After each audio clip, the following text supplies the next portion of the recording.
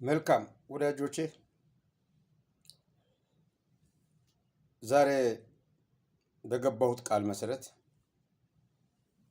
ሳላጥፈው ከሁለት ርዕሶች መሃል አንደኛውን በውይይት ክፍለ ጊዜያችን ተነጋግረን ቀሪዋን ሁለተኛዋን ርዕስ ሳንነጋገር ዘልቄ ሳልወጣ ማቋረጥን ለእናንተ በሚቀጥለው ውይይት ክፍለ ጊዜ ላይ አስቀድሜ ይዤ እቀርባለሁ ብዬ በገባሁት ቃል መሰረት ያሉትን ከመብላት ያሉትን ከመዋሸት ወይም ካለማድረግ የበሉትን የወለዱትን ቢበሉ ይመረጣል ያሉትን የወሰኑትንና ቃል ኪዳን የገባውን ከመተው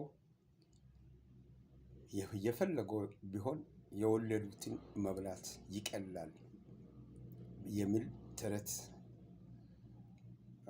የጥንት ሰዎች እንደሚሉት እኔም የትኛውም ጊዜ መስዋዕት ከፍዬ ያስቀረኋትን የውይይት ክፍለ ጊዜ እነሆ ይዤ መጥቻለሁ። ከዛ በፊት አንድ ነገር ባለፈው ውይይት በዚህ ከሁለቱ ሀሳቦች በአንዱ ላይ ስንወያይ እንደ ምሳሌ ያቀረብኩት አንድ የተመለከትኩት እና የተረዳሁትን ቪዲዮ በሚመለከት የሰጠሁት ምሳሌያዊ ወይ ምሳሌ ለዚህ ምሳሌ አሁን ለተወያየ ነው። አሁን ለምንወያየው ሳይሆን ተወያይቶ ነው ባለፍነው ሀሳብ ውስጥ እንደ መረጃ እውን የሆነ መረጃ አድርጌ ያቀረብኩት እንዳለ ታስታውሳላችሁ። ይህም በቪዲዮ ላይ የነበረ ነው። በእኔ ቪዲዮ ላይ ሳይሆን ከሌላ ቪዲዮ ላይ ድርጊቱን በሚመለከት የነበረን አሁን ሰው ማንም ማየት እንዳይችል የተከለከለ በእጄ ከያዝኩት ተረድቼ ባቀረብኩት ላይ ሙሉ ማብራሪያ ሳልሰጥ ዘልዬ አለፍ አድርጌ በመናገሬ ሊገባችሁ በደንብ በትክክል ግንዛቤ ልትጨብጡ በሚያስችል ሁኔታ ያላቀረብኩ ስለሆነ እሷን መጀመሪያ ላስተካክልላችሁና ይቅርታ ጋር ይሄ ቪዲዮ ያየሁት ቪዲዮ መጀመሪያ የተነጋገርነው ውይይቱ ርዕስ አንተ በልብህ እግዚአብሔርን እያስታወስክ በልብህ ወይም በአእምሮህ እግዚአብሔርን እያስታወስክ እግዚአብሔርን እንድታስታውስ በልብህ ወይም በአእምሮህ እግዚአብሔርን እንድታስታውስ አእምሮህን አስቀድመ እናሰልጥን። አእምሮአችን እግዚአብሔርን እንድናስታውስ እናሰልጥን በሚል ርዕስ ላይ ነው የተነጋገርነው። ይህንን አእምሮውን እግዚአብሔርን እንዲያስታውስ ያላሰለጠነ የራሱን በግል ፍላጎቱና በራሱ ወሳኝ ፈላጭ ቆራጭነቱን በመተማመን እግዚአብሔርን ሳያስታውስ የፈጸመ ተግባር በመለከት ነው ከቪዲዮ አይቼ ያቀረብኩት የነበረውና አሁን እሱን ግልጽ አድርጌ ሊነግራችሁ ፈልጌ ነው። ግለሰቡ የአንድ ሀገር የበላይ አካል ህግ አስፈጻሚ፣ ህግ ወሳኝ፣ ከሱ በላይ የሚወስን የለም። ይህ ሰው ጓደኛ ነበረው። ይህ ጓደኛ የሀገሪቱን ህገ መንግስት የማይፈቅድ ወንጀል ይፈጽማል። በወንጀሉ ተከሶ ሲቀርብ ጓደኛው ስለሆነ ሊከሰስ እንደማይገባ አድርጎ ሽንጡን ገትሮ ተከራከረለት። ያን በሀገሪቱ ውስጥ የሚመለከታቸው የሚዲያ ሰዎችን በተሰበሰቡበት ሽንጡን ገትሮ ተከራክሮ ህጉ መሻሻል አለበት እንጂ ይህ ድርጊት ይህን ሰው የሚያስቀጣ አይደለም። የህጉን መሻሻል ነው የሚያስፈልገው። ህገወጥ አይደለም፣ ህጉን ማስተካከል አለበት እንጂ አያስቀጣውም ብሎ እሱ ያለው ቃል መደምደሚያ ነው። እሱ ካለው ቃል የትኛውም አካል ሊወጣ አይችልም። ከራሱም አልፎ ህጉ ወደ መሻሻል እንዲሻሻል የሚል ውሳኔ ደረጃ ላይ የደረሰ ስለሆነ ሁሉም የተሰበሰበ የቀረበውን ክስ ከአዳመጡ በኋላ ውሳኔ ወደሚሰጥበት ፍርድ ለማቅረብ እንዳይቀርብ የታገደ ስለሆነ ሁሉም ሰምቶ ዝርዝሩን አውቆ ወደ ቤቱ ተመልሶ ያ ጓደኛው ከተከሰሰበት ነፃ ሆኖ ወጣ። ይሄ ማለት አእምሮ እግዚአብሔርን እንዲያስታውስ ያልገራ ያላሰለጠነ ከእግዚአብሔር ጋር ያልሆነ በራስ አነሳሽነት ስልጣንን መከታ በማድረግ ሌላውን ጓደኛውን ለመርዳት አድሏዊ አሰራር ላይ የተጠቀመውን በመለከት እንደዚሁ ሳላብራራ አንስቼ ነበር እናንተ። ሁለተኛ ይህ ግለሰብ በዚህ ሁኔታ ላይ በሀገሪቱ ውስጥ ከነበሩ ሰው ከዕለታት አንድ ቀን ልክ የእሱን አይነት ወንጀል ድርጊት ወንጀል ነው ተብሎ በሕግ ላይ የተቀመጠ ይፈጽምና እንደገና ለፍርድ ይቀርባል። እንደገና ለፍርድ ሲቀርብ ወደሱ ሁሉም ነገር የሕግ ወሳኝ አካል ስለሆነ ወደሱ ክሱ ከመከሰስ ወደ ፍርድ ለችሎት ፍርድ ከመቅረቡ በፊት ያስከስሳል አያስከስስም በሚለው ግምት ለመስጠት እንዲሰጥ ወደሱ ሲቀርብ ያስከስሰዋል። ይህ አድራጎቱ ዕድሜ ልክ እስራት አይደለም፣ የነፍስ ግድያ ነፍስን የሚያስገድል እንዲገደል የሚያስወስን ወንጀል ነው የፈጸመው። ያስከስሰዋል።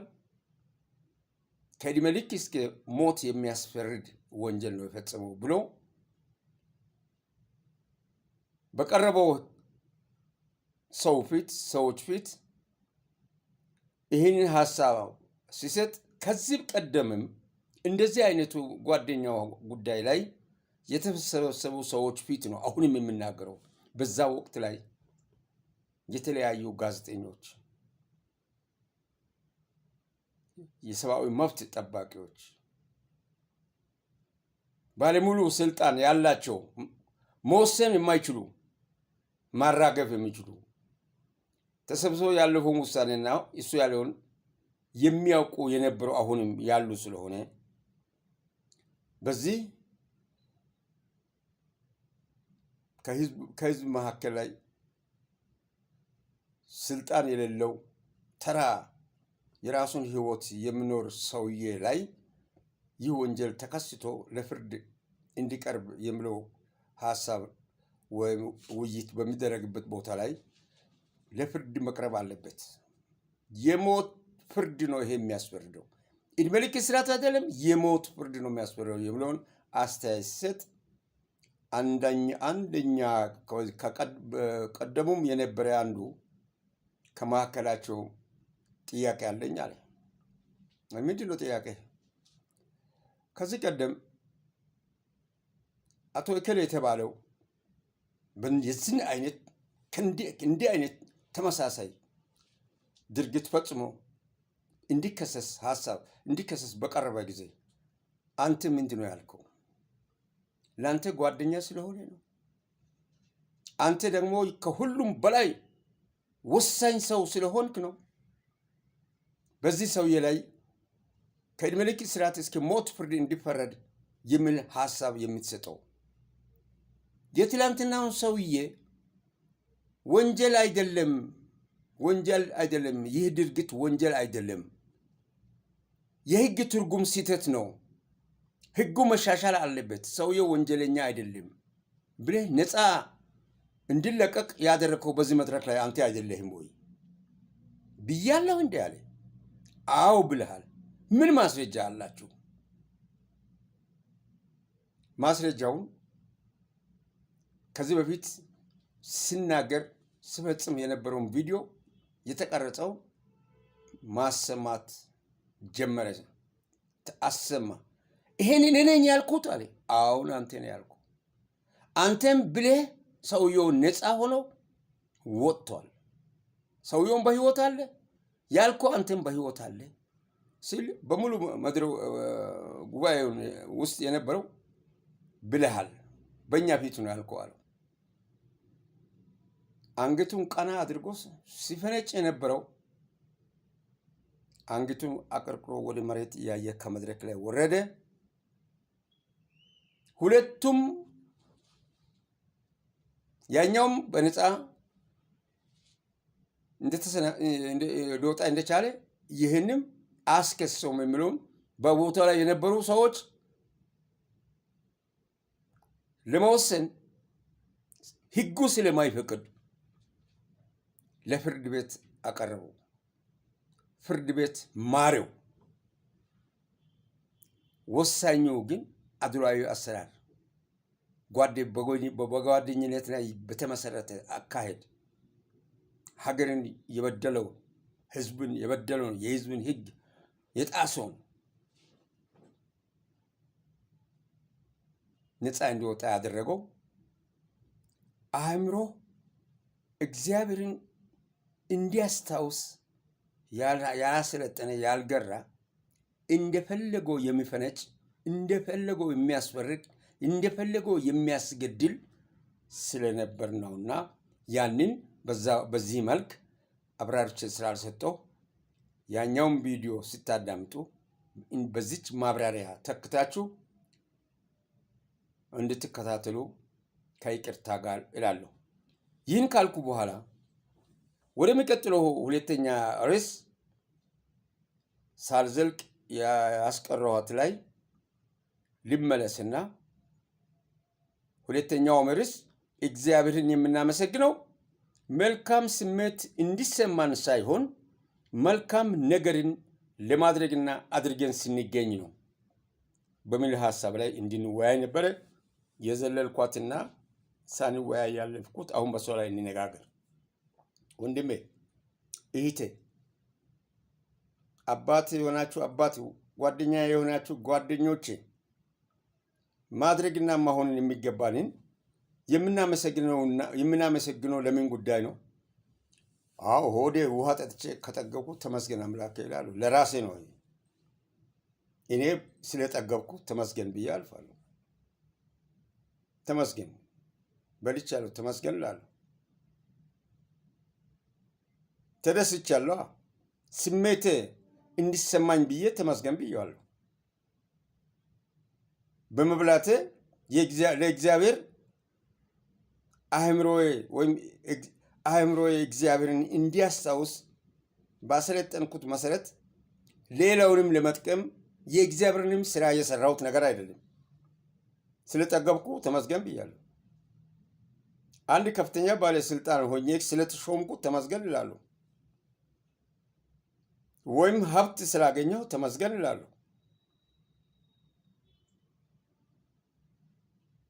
በቃ በኑሮ የተመቻቸ ኑሮ ስለኖርኩ ተመስገን እላለሁ። ይህ ምስጋና እግዚአብሔርን እንዳለፉት ታላላቅ የእግዚአብሔር ሰዎች ምስጋና አይነት ሊሆን ይችላል ወይስ አስቀድሞ እግዚአብሔር ለአንተ ስለሰጠ እንዲበላና እንዲጠግብ ስላመቻቸ ስለተመቻቸ በምቾት ላይ ሆኜ የማመሰግነው ነው እግዚአብሔር የሚፈልገው? እግዚአብሔር ያን ብቻ አይደለም፣ ይሄን አይደለም ትኩረት ሰጥቶ ክርስቶስን በምድር ላይ ሲያስተምር ነበረው። እግዚአብሔርም ኖህን እንደዛ አይደለም፣ አብርሃምንም እንደዛ አይደለም። አብርሃም ስለተመቻቸ አይደለም እግዚአብሔርን ትእዛዝ ተቀበለውና አእምሮውን እግዚአብሔርን እንዲያስታውስ አእምሮ እንዲያስታውስ አእምሮ እግዚአብሔርን እያስታወሰ እንዲሰራ አስቀድሞ የገራውና ያሰለጠነ በመሆኑ የእግዚአብሔር መንፈስ ቅዱስ ስለሆነ መንፈስ ቅዱስ በአይን የሳይ አብርሃም አምኖ ተቀብሎ ወደ ታዘዘበት አገር እናት አባት አገሩን ለቆ ወጥቷል። ይሄ አእምሮ እግዚአብሔርን እንዲያስታውስ ገርቶ አሰልጥኖ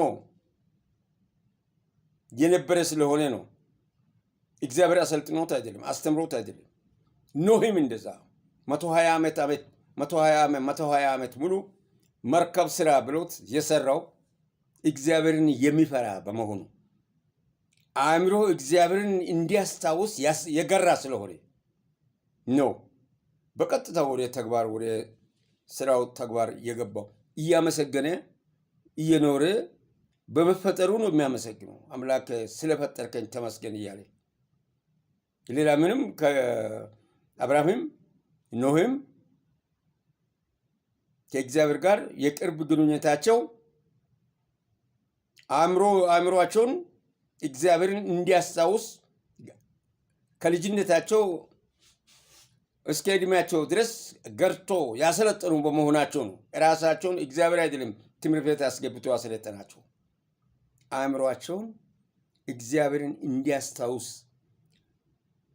አሰልጥኖ ስለነበሩ ነው። ባሰለጥነው አእምሮ መሰረት እግዚአብሔር በትንቢትም በራእይም በመንፈስም የሚናገረውን እየተቀበለ ሁለቱም ተቀብሎ ለሰው ትውልድ መሰረት የሆነው ኖህ ለእግዚአብሔር ሰዎች ደግሞ ለትውልድ እንደ ልብ ያለው እና አብርሃም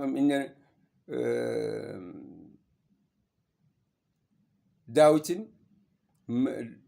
እንዲፈጠሩ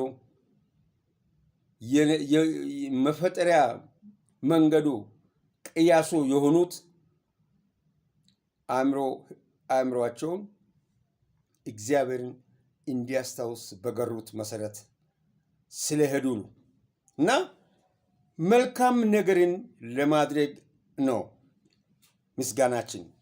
መልካም ነገርን ለማድረግ ነው። መልካም ስሜት እንዲሰማኝ አይደለም፣ መልካም ነገርን ለማድረግ ነው ምስጋና የሚገባው። መልካም ነገር አድርገህ ነው እግዚአብሔርን ማመስገን የሚገባ። አንተ መልካም በማድረግ ሌሎች በመልካም ስራ በመልካም ውጤት ተደስቶ ሲባረኩ እልል ሲሉ ሲደሰቱ ስታይ በመልካም ስራ እግዚአብሔርን ታመሰግናለህ። አምላኬ ተመስገን፣ እንዲህ ሰርቼ መልካም ያንተን የእግዚአብሔርን መልካም አንተን እግዚአብሔርን እያስታወስኩ ሌሎችንም መርዳት፣ ሌሎች የሚረዱበት፣ ሌሎች የሚጠቀሙበት፣ ሌሎች ህይወታቸውን መምራት የሚችሉበትን አስተምሬያቸው ተምረው ለአንተንም እየፈሩ ለአንተም ምስጋና እያቀረቡ በመሆናቸው በማየቴ በጣም ደስ ስላለኝ ተመስገን አምላክ እንድትል ነው። ያን ምስጋና ነው እግዚአብሔር ከኔ የሚፈልገው። ከና ካንተ የሚፈልገው ምስጋና በመልካም ስራ ሰርተ አሳይተ በፍሬው ውጤት ስታመሰግን ነው እግዚአብሔር ከና ካንተ የሚፈልገው።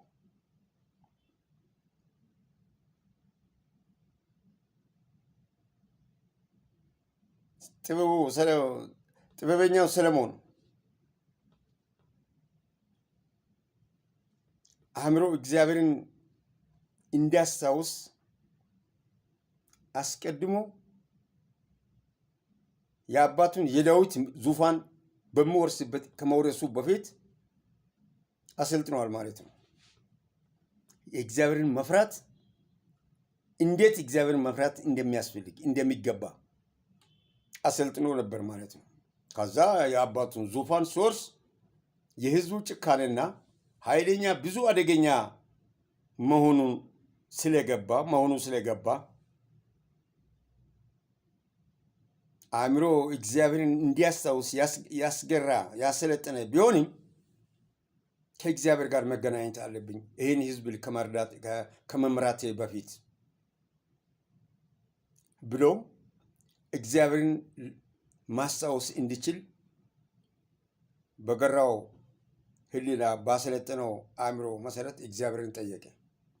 ይህን ህዝብ ለመምራት አምላኬ ሆይ ጥበብ ስጠኝ። አንተ ጥበብ ካልሰጠኝ ይሄ ህዝብ ከአቅሜ በላይ ነው። አንተን እያስታወስኩ መፍረድ እንድችል ማስተዳደር እንድችል ጥበብ ስጠኝ ብሎ እግዚአብሔርን የጠየቀው አስቀድሞ ጥበበኛው ሰለሞን አእምሮ እግዚአብሔርን እንዲያስታውስ አሰልጥኗል ማለት ነው። እንደ ልቤ ያለው ዳዊትም እንደ ልቤ የተባለው ዳዊትም አእምሮ እግዚአብሔርን እንዲያስታውስ አሰልጥኗል። ቴዎሎጂ ትምህርት ቤት አልገቡም። የተለያየ ሁኔታዎች ብዙ መናገር ይቻላል። የምታመሰግነው በመልካም ስራ የመልካም ስራ ውጤት ፍሬ አፍርቶ ስታይ ታመሰግናለህ እግዚአብሔርን። ህዝብ ባንተ ሳይጮህ ህዝብ ባንተ ላይ አንተን ሲመርቅ በተሰየምክበት ወንበር ላይ ተቀምጠ ህዝብን ሳትጫን ሳታስገድል ሳትገል ሰላም መስርተ ህዝቡ አንተን ካንተ ኋላ እንደ ጉንዳን ሲከተል እልል ሲል ይህን እግዚአብሔርን ታመሰግናለህ። ምክንያቱም ህሊናህ እግዚአብሔርን እንዲያስታውስ አሰልጥነህ ገርተህ የጀመርከው ስራ ውጤት ፍሬ አፍርቶ በአይኒ የሚታይ ሁኔታ በሄድክበት ሁሉ እልል ሲል በወጣህበት መንገድ ሁሉ እልል ብሎ ሲቀበል ስታይ ተመስገን አምላኬ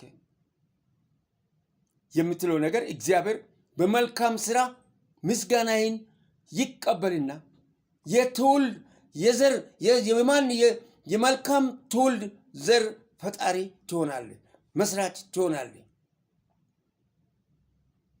በተሰየምክበት ቦታ አይደለም ሌላ ከፍተኛ ቦታ ልዩ በዓለም አቀፍ ደረጃ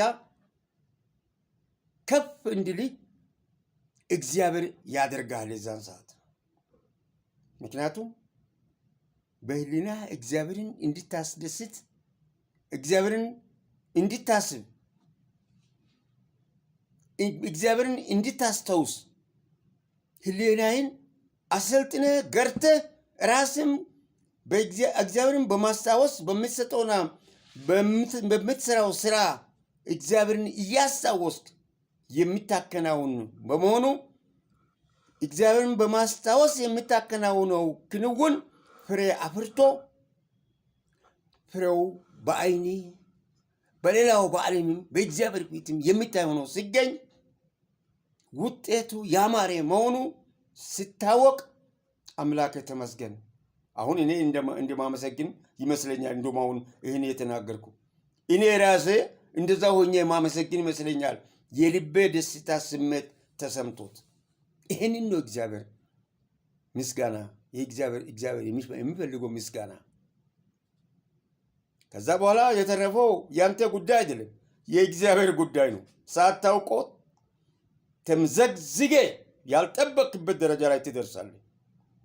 ሳታስበው እንዲሆናለሁ ሳትል ጎትቶ ጣራ ላይ ያወጣሃል።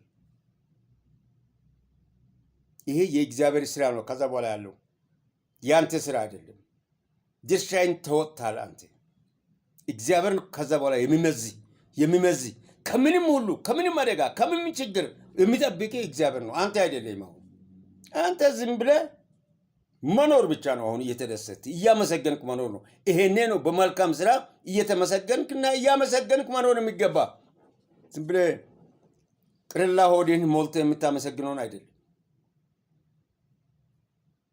የባንክ ካዝና ስለሞላ የምታመሰግነው አይደለም። ሰርቀም እኮ ብታመሰግን እግዚአብሔር ያውቃል፣ እያየ ዝም ይልሃል። መስረቅህንም ያውቃል፣ የምታመሰግነውንም ያውቃል። አስገድለህ ገለህ ስታመሰግን በላይ ላይ የመጣውን አስበርግገህ አሸሽተህ አሰድደህ ስታመሰግንም እግዚአብሔር ዝም ይላል፣ ያውቃል። ዋጋይን ይሰጣል። ዋጋይን ይሰጣል። ምስጋና ለራስህ መሆኑን መልካም ስራ ሳትሰራ ስሜትህ እንዲደሰት እንዲሰማ ብለህ በፈጸምከው ስሜትን ደስ ስላሰኘ ብቻ ስሜትን ደስ ስለተሰኘ ብቻ የምታደርገው ምስጋና ይሰማል። እያየ ዝም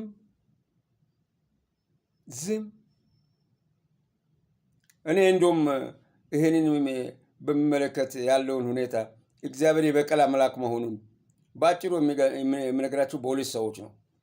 በሁለት ሰዎች የእግዚአብሔር ሰዎች ይኸው ክርስቶስ አለት ድንጋይ ብሎ ጴጥሮስን አንተ አለት ድንጋይ ነህ፣ አንተ የእግዚአብሔር ልጅ። ሰዎች ምን ይላሉ? እናንተስ ምን ትላላችሁ ባለ ጊዜ አንተ የሰማዩ ሰማይና ምድርን የፈጠረው የእግዚአብሔር ልጅ ነህ እኔ እላለሁ ባለ ጊዜ ነው። ክርስቶስ አንተ በአንተ ላይ ቤተ መቅደስ ይገነባለሁ አንተ አለት ድንጋይ ብሎ ጴጥሮስን አሞግሶታል። ጴጥሮስን ከፍተኛ ቦታ ደረጃ ላይ ሰጥቷል። አንድ በል ገና ሐዋርያቶችን በሚያስተምርበት ጊዜ ነው በምድር ላይ ክርስቶስ። ከዛም ሄድ ጴጥሮስ ክርስቶስ ላይ ችግር ክርስቶስ ወደ ሞት ከመድረሱ በፊት በላዩ ላይ የሚመጣውን እያስተማረ እየነገረ ጴጥሮስም ከፍተኛው ደረጃ ተቀባይ ሆኖ እንደውም ከሐዋርያቶቹ ውስጥ ምርጥ ሆኖ እየሄደ ሳለ ክርስቶስ ተይዞ በነበረ ሰዓት ሌሎች ይሄ ሰውዬ እኮ ከክርስቶስ ጋር አብረው የነበረ ነው ብሎ በጨለማ ሲይዙት እኔ ክርስቶስን አላቅም፣ ከክርስቶስ ጋር ጓደኛ አይደለም፣ ክርስቶስ እኔ ጓደኛ አይደለም ብሎ ካደ። ዶሮ እስከሚጮህ ድረስ 3 ጊዜ ካደ። ይቅርታ እግዚአብሔርን ጠየቀ። ይቅርታ ጠየቀ። እግዚአብሔር ምኑ ሞኝ ነው የካደው በዛ ህዝብ ክርስቶስን በሚያሳድዱ ህዝብ ፊት ካደ። ክርስቶስ 3 ዓመት ሙሉ ያስተማረው ተአምራት ሲሰራ አይቶ ክርስቶስን ካደ። ለስጋው ሲል ለነፍሱ ለስጋው ሲል ካደ። በኋላ ጴጥሮስ ምን አይነት ሞት ነው የሞተው? እግዚአብሔር ጴጥሮስን ከሞት ሊያድን አይችልም ነበር? ከደረሰበት አደጋ ሊያወጣው አይችልም ነበር? ጴጥሮስ ከፊታቸው ቆሞ እንዳይታይ የማድረግ ኃይል አለው እኮ፣ መንፈስ አለው እኮ እግዚአብሔር። ጴጥሮስን ግን በስጋው ተሰቃይቶ እንዲሞት ነው የተደረገው። ተሰቅሎ ነው። እንደ ክርስቶስ ወደ ላይ መስቀል ላይ እንደ ክርስቶስ እንዳትሰቅሉኝ ቁልቁል ስቀሉኝ ተብሎ ነው ጴጥሮስ የተሰቀለው። አንድ እሱ። ሁለተኛ ሐዋርያው ጳውሎስ ምን ወንጀል ነበረ ሲፈጽም ነበረው? ብዙ ክርስቲያኖች ደም በእጁ አለ። ብዙ ህዝብ ደም በእጁ አለ። ወንጀል ፈጽሟል። በስልጣኑ ያላደረገው ነገር የለም። ከዛ እግዚአብሔር ያለው ቃል አለ። ተው አንተ አታሳደኝ፣ ባንተ ይብስብሃል ነው ያለው። ባንተ ይብስብሃል ብሎ አይኑን አጥፍቶ ወደ ራሱ ከመለሰ በኋላ የመጨረሻ ደግሞ የክርስቶስን ወንጌል ወደ ዓለም ሁሉ ሂዱና ስበኩ የተባለውን ጳውሎስ ሐዋርያ አይደለም፣ ደቀ መዝሙር አይደለም። ክርስቶስ 12ቱን ደቀ መዛሙርቶች በሚያስተምርበት ጊዜ ጳውሎስ አልነበረም። በኋላ ነው ጳውሎስ ሐዋርያ የሆነው። አስተማሪ ኤፌሶን፣ ጋላትያ፣ ቆሎስያስ፣ ተሰሎንቄ የት የሚለውን ቦታ ዞሮ አስተማሪ። እስካሁን ድረስ የጳውሎስ ስም ገኖ እስከ ሞጣ ድረስ እግዚአብሔር አደረገ ዓለም ላይ። ጳውሎስ እንዴት ነው የሞተው? እስጢፋኖስን ከገደሉት አንዱ ጳውሎስ ነው። ካስገደለው መካከል ላይ ከሰባዎቹ ውስጥ ጳውሎስ አንዱ ነው። እስጢፋኖስን በድንጋይ አስወግሮ፣ እስጢፋኖስ ምንም አልሰራም እኮ ወንጌልን ነው የሰበከው። የክርስቶስ ስም ነው የሰበከው። ስለ ክርስቶስ ነው ሲናገር የነበረው። እስጢፋኖስን ጳውሎስ በድንጋይ አስወግሮ ካስገደሉት ከሰባዎቹ መካከል አንዱ ነው። እግዚአብሔር ይህን ሲያደርግ እግዚአብሔር ያውቃል እኮ። ከዛ በኋላ ወደ ራሱ አመጣ። እስጢፋኖስን ካስገደለ በኋላ ነው ወደ ራሱ አይኑ አጥፍቶ እየመለሰው። ከዛም በኋላ ጳውሎስ ተያዘ። ጳውሎስን ደግሞ እንደ እስጢፋኖስ ለመግደል የተነሱ አሁንም ጳውሎስን ያዙ። ጳውሎስ ያን ሁሉ መልካም ለእግዚአብሔር ወደ ዓለም ሁሉ ዞሮ ሰብኮ የእግዚአብሔርን ስም የክርስቶስን መስቀል ያን ሲያደርግ ጳውሎስ በስቅላት እንዲሞት የዚህ ዓለም ገዥ ሲፈርድ ሲያደርጉ እግዚአብሔር ጳውሎስን ማዳን የማይችል መስሎ አይችልም ብላችሁ ነው? የማይችል ሆኖ ነው? እግዚአብሔር የበቀል አምላክ ነው። ያውቃል። ፍርዱን ይሰጣል። በስጋ መከራን እንድታይ ያደርጋል። በስጋ መንፈስ ሕይወት በሰማይ የምድን ቢሆንም